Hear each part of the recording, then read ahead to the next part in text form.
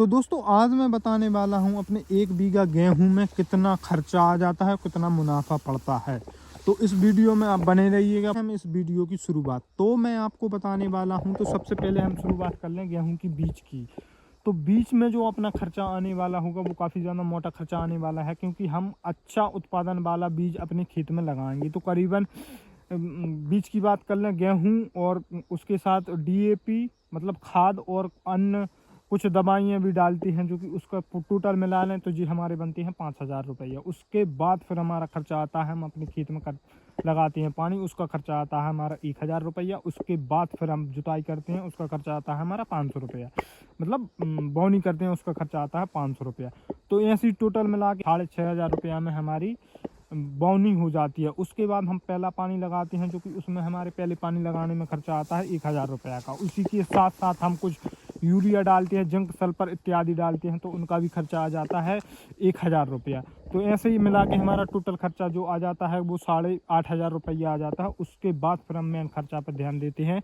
जो हम दूसरा पानी लगाएंगे तो उसमें भी हमारा 1,000 रुपये का खर्चा आ जाएगा। उसके बाद फिर हम उसमें भी कुछ यूरिया फेंकेंगे तो उसमें भी हमारा मान के चलो 500 रुपये का खर्चा आ जाएगा। कुछ दवाइयों का स्प्रे भी करेंगे तो हमारे पूरे टोटल मिला के 10,000 रुपये हो जाते हैं।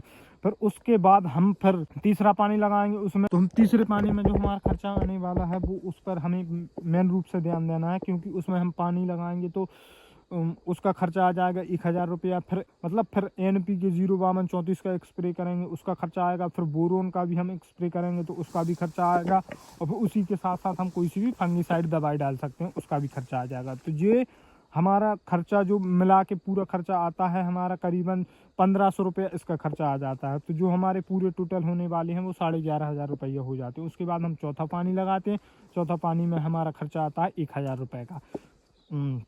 तो पूरे टोटल मिला के जो हम बात कर लें तो 12,500 रुपया हमारे बन जाते हैं। उसके बाद हमारी फसल पक के तैयार हो जाती है। फसल जैसे ही पक के तैयार होगी तो उसका वो मेनली मैं आपको खर्चा बता दूं तो उसका भी खर्चा आने वाला होगा, क्योंकि हम अपनी गेहूं को हार्वेस्ट करेंगे तो हार्वेस्ट में भी काफ़ी ज़्यादा पैसा का खर्चा आएगा।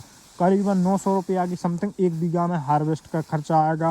और उसके बावजूद आप अपना किराए से ट्रैक्टर ले आओगे या किसी से भी ट्रैक्टर ले आओगे तो उसका भी खर्चा आएगा। तो टोटल मिला के 1,000 रुपये का हमारा जी खर्चा आ जाता है।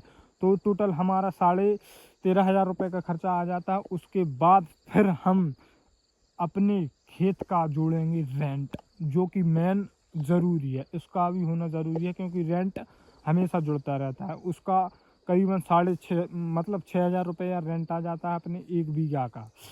तो 13,500 में 6,000 रुपया ऐड कर लें तो हमारे जो बनते हैं करीबन 19,500 रुपया।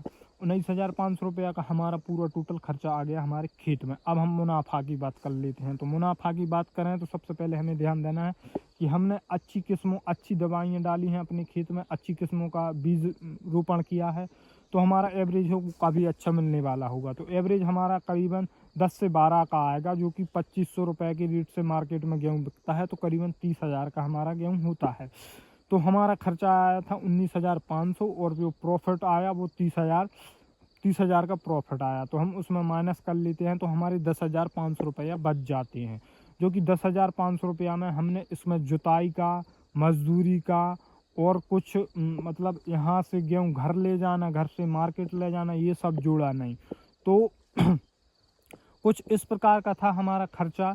जो हमारा फ़ायदा मोटा मोटा मान के चलो, फ़ायदा मान के चलें तो 8 से 9,000 रुपये का हमारा 1 बीघा में फ़ायदा हो जाता है पूरा खर्चा काट के। तो बस मेरी वीडियो में आपको इतना ही बताना था। फिर अगली वीडियो लेकर आएंगे कुछ नए टॉपिक पर।